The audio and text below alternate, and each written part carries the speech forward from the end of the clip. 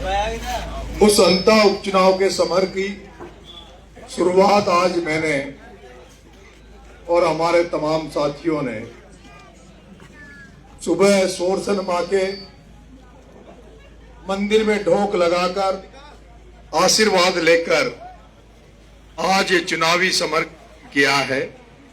आज पहला दिन है और पहले दिन ही बिना किसी तैयारी के, बिना किसी विशेष सूचना के आपके गांव पलाइता में भी आने का मौका मिला और जिस तरह से युवा साथियों और बुजुर्गों का आशीर्वाद मुझे कम समय की सूचना के बावजूद भी आप पलाइता वालों ने दिया, उसके लिए मैं आपका धन्यवाद ज्ञापित करता हूं, आभार व्यक्त करता हूं।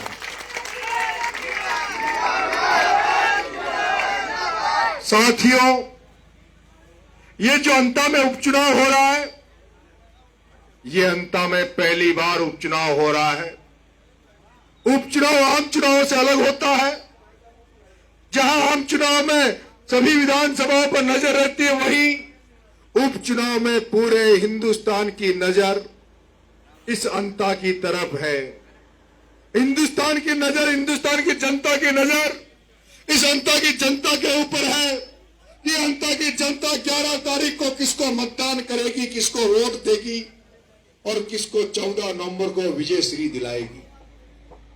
ये तय जनता को करना है। लोग देख रहे हैं कि एक तरफ भरत सिंह जी कुंदरपुर जो इसी हालात की धरती पर ईमानदारी की राजनीति करते हुए आज हमारे बीच में नहीं रहे, लेकिन आज वो जहां कहीं भी होंगे, भरत सिंह जी कुंदरपुर इस विधानसभा चुनाव को जरूर देख रहे होंगे कि मैंने जिस भ्रष्ट व्यक्ति के खिलाफ बोलते मैं थक गया था, लेकिन ना तो कांग्रेस सरकार में कार्रवाई हुई, ना उस पर भारतीय जनता पार्टी की सरकार में कार्रवाई हुई। वो भरत सिंह जी कुंदरपुर साहब देख रहे होंगे कि अब जब यह उपचुनाव हुआ है, विधानसभा चुनाव में 5,500 से उस भ्रष्ट व्यक्ति जो मंत्री था उस समय झटका अंता की जनता ने दिया और उसके बाद 11,000 वोटों से लोकसभा चुनाव में उस भ्रष्ट व्यक्ति को इस अंता की जनता ने दिया। भरत सिंह की आत्मा कह रही होगी, भरत सिंह जी कह रहे होंगे, भरत सिंह जी जानना चाह रहे होंगे कि जिस बच्चे को आशीर्वाद मैंने दिया है,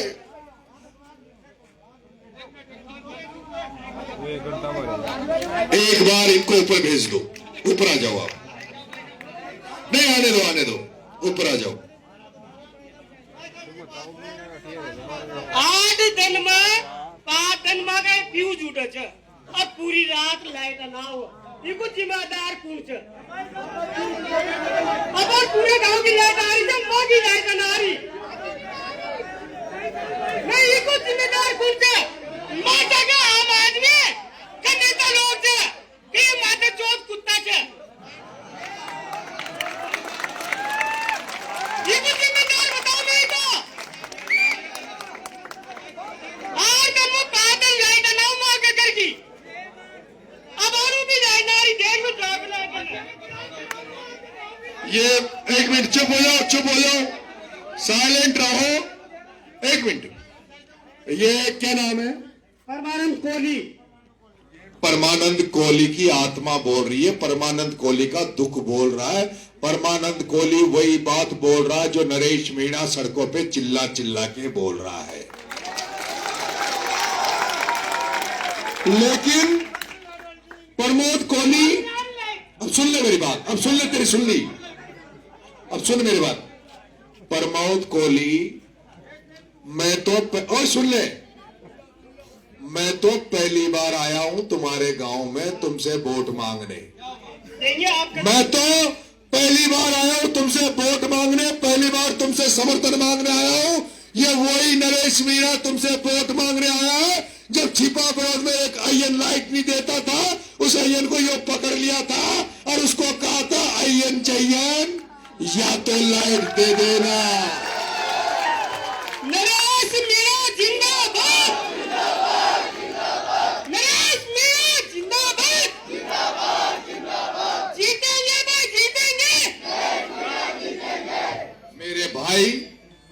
ये वही नरेश मीणा है, ये प्रायता की जमीन पर बोलने वाला वही नरेश मीणा है। जब एक छोटा कलेक्टर गांव की जनता की बात नहीं मान रहा था, गांव की जनता की बात का अवहेलना कर रहा था, तब ये नरेश मीणा था जिसने छोटे कलेक्टर के भी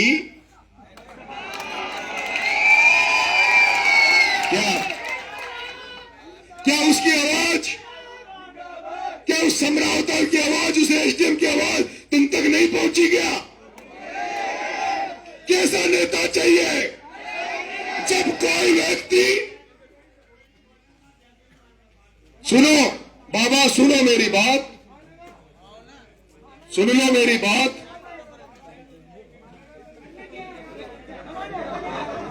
बाबा को बुला लो भाई, बाबा थारा भी जवाब दूंगा, बुलाओ ऊपर।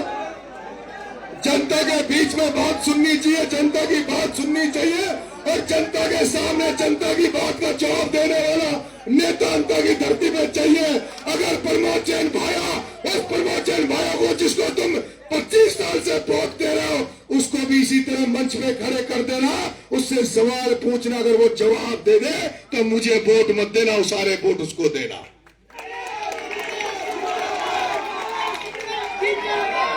जिसे मेरी बात सुनो, मैं तो पहली बार वोट मांगने, समर्थन मांगने आया हूं, तुम्हें मेरे से सवाल करने का अभी अधिकार नहीं है।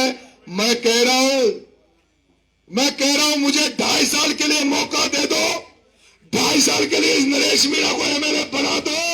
आईएन चाहिए थानेदार, तहसीलदार, एसडीएम, कलेक्टर किसी पे अत्याचार नहीं करेगा, किसी पे अत्याचार नहीं करेगा।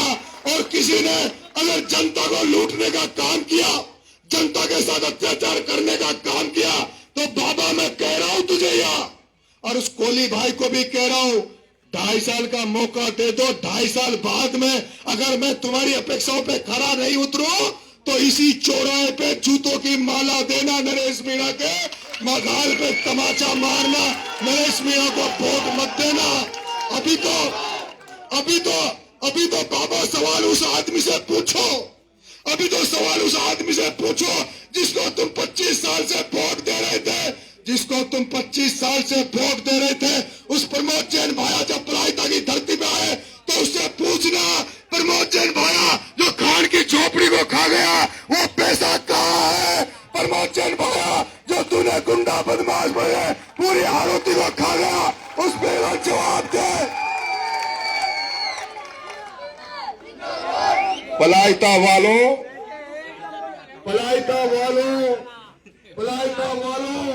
तुम्हारे सामने कह रहा हूं, एक तरफ प्रमोद जैन भाया को खड़ा कर देना और दूसरी तरफ नरेश मीणा को खड़ा कर देना और तीसरी तरफ मोहरपाल सुमन को खड़ा कर देना। मैं कह रहा हूं, मोहरपाल सुमन के लिए तो मैं इसलिए नहीं बोलता, वो भी पहला चुनाव लड़ रहा है, वो तो गाय है गाय, पर मोहरपाल सुमन तो गाय है, बेचारा है, टिकट दे दिया, किसान का बेटा है। लेकिन इस आरोती में जिस दबंगता की जरूरत है, जिस लड़ाके की जरूरत है, जो भ्रष्टाचार के खिलाफ लड़ सके, जो थानेदार का इलाज करे, तहसीलदार का इलाज करे, तो नरेश मीणा को वोट देना। मोहरपाल सुमन उन अतीताइयों का, उन राक्षसों का मुकाबला नहीं कर सकता। मैं आपसे कह रहा हूं, एक मंच प्रमोद जैन भाया का लगा लेना और दूसरा मंच नरेश मीणा खड़ा हो जाएगा। उस दिन पता लग जाएगा कि प्रमोद जैन भाया कौन है, नरेश मीणा कौन है। प्रमोद जैन भाया, तूने 25 साल तक इस अंता की जनता से वोट लेकर इस अंता की जनता का खून चूसने का काम किया है, और नरेश मीणा की भी 25 साल की राजनीति है। 25 साल तक नरेश मीणा ने ऐसी राजनीति की जो जनता की राजनीति की। जनता के खातिर 14 बार नरेश मीणा जेल गया, जनता के खातिर जब 32 मुकदमे नरेश मीणा ने झेले। कई बार पुलिस की लाठियां इस पीठ पे टूट गई, कई बार शरीर को काला कर दिया, लेकिन मैंने तो जनता के लिए जेल जाने से नहीं डरा, जनता के लिए मुकदमे खाने से नहीं लड़ा। ये वो नरेश मीणा है जिसने पिपलोदी में बच्चे मर गए थे, उन बच्चों को न्याय दिलाने के लिए, उन गरीब बच्चों के माँ बाप को न्याय दिलाने के लिए ये वही नरेश मीणा था जो 40 दिन जेल में रहने के बाद भी वसुंधरा से नहीं डरा। ये वही नरेश मीणा है जो उन बच्चों को न्याय दिलाने के लिए 40 दिन जेल में रहने के बाद भी 15 दिन तक अन्न को त्याग कर भूख हड़ताल कर कर उन बच्चों के परिजनों को 1 करोड़ रुपए दे के आया। ये वो नरेश मीणा है।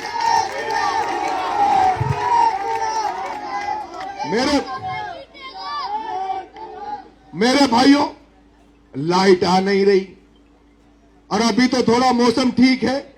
बरसात में जो उमस पड़ा छे, धमको पड़ा छे, कट जाओ छे और कोई बहन बेटी का डिलीवरी हो छे उसको कशी गुजरे छे, लाइट आती नहीं है। अय्यन जयन बिल लेबा तो आ जाओ छे पर तार ठीक करवा ना हुए।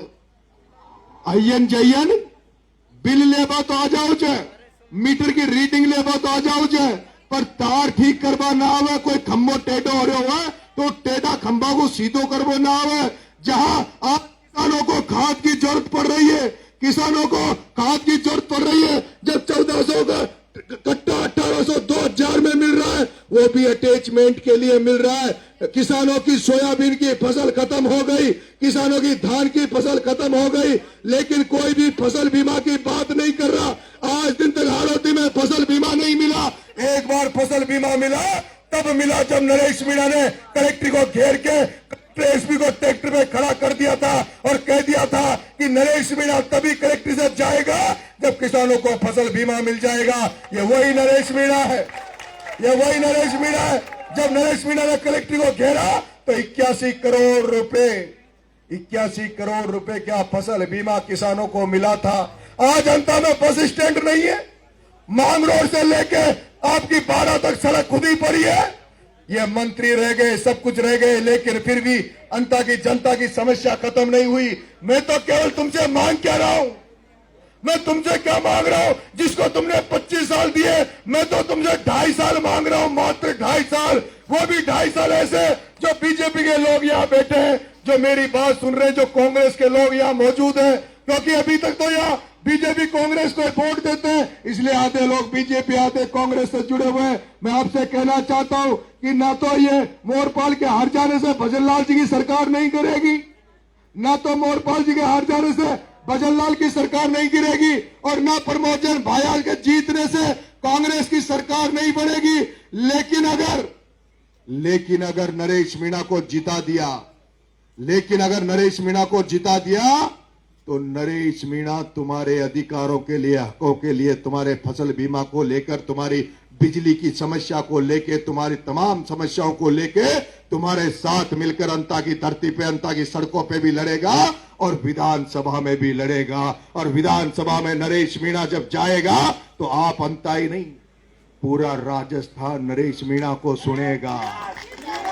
पूरा राजस्थान नरेश मीणा को सुनेगा। जब वहां मैं किसानों की आवाज उठाऊंगा, मजदूरों की आवाज उठाऊंगा, पूरा राजस्थान सुनेगा। और मेरे प्लाइतावासियों, हिंदुस्तान के किसी भी कोने में चले जाओ, कोई तुमसे पूछेगा तुम्हारा एमएलए कौन रहा, मंत्री कौन रहा, तो तुम में हिम्मत नहीं होगी प्रमोद जैन भाया का नाम लेने की।